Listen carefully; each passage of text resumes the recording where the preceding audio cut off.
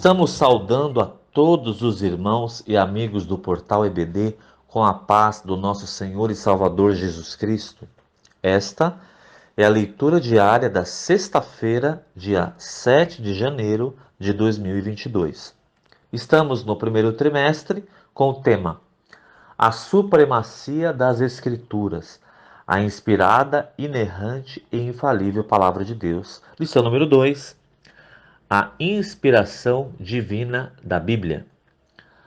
O texto para a nossa meditação de hoje está no Evangelho de Lucas, capítulo 24, versículo 44. O título dado foi Cristo reconheceu a inspiração divina do Antigo Testamento. Está escrito assim na palavra de Deus. E disse-lhes: São estas as palavras que vos disse, estando ainda convosco. Convinha que se cumprisse tudo o que de mim estava escrito na lei de Moisés, e nos profetas e nos salmos. Muito bem.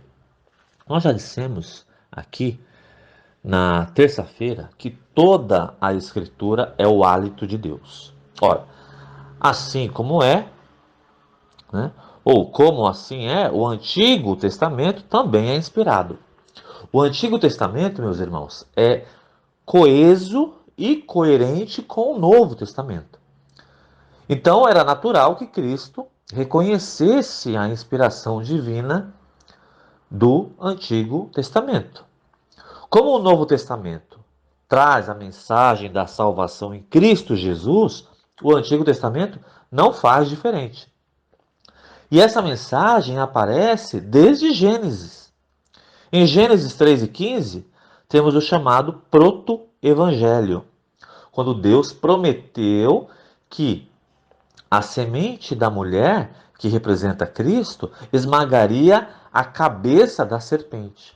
Ora, o que é isso senão a vitória de Cristo na cruz?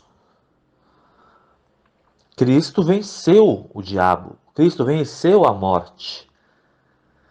É a mensagem da salvação, o Salvador.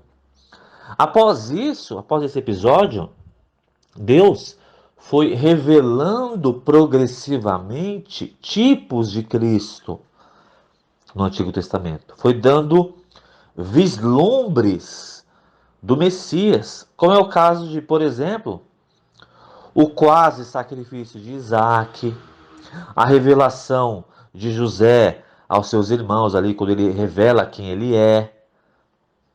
Ou seja, ele aparece, então, para os seus irmãos. O caso da rocha ferida, o tabernáculo e os seus utensílios, tá certo?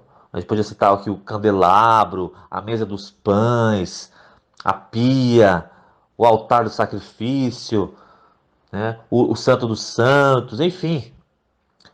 O profeta semelhante a Moisés, que haveria de vir, a serpente erguida no deserto, o conquistador Josué, o juiz libertador, o pastor de ovelhas, etc.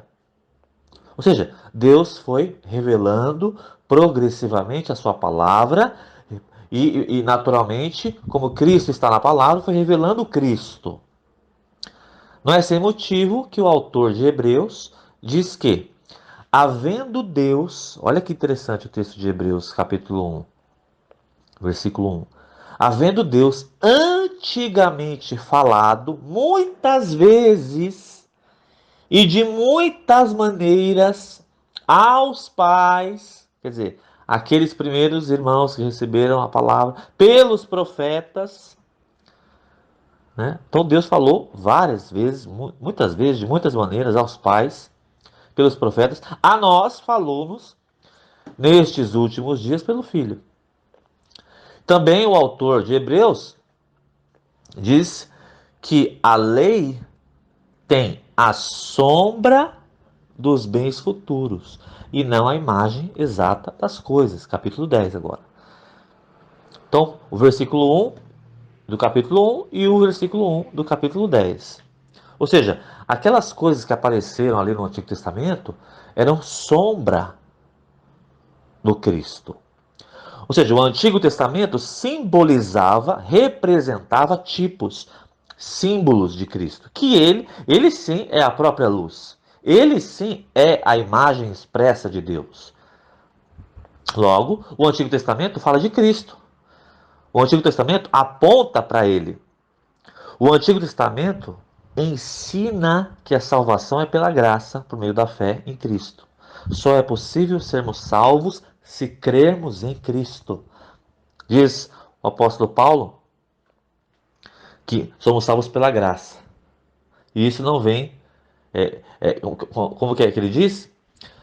Pela graça sois salvos, por meio da fé. Isso não vem de vós, é dom de Deus. Então a salvação no Antigo Testamento também é pela graça, por meio da fé em Cristo. Louvado seja Deus, louvado seja o Senhor Jesus Cristo por isso. Amém.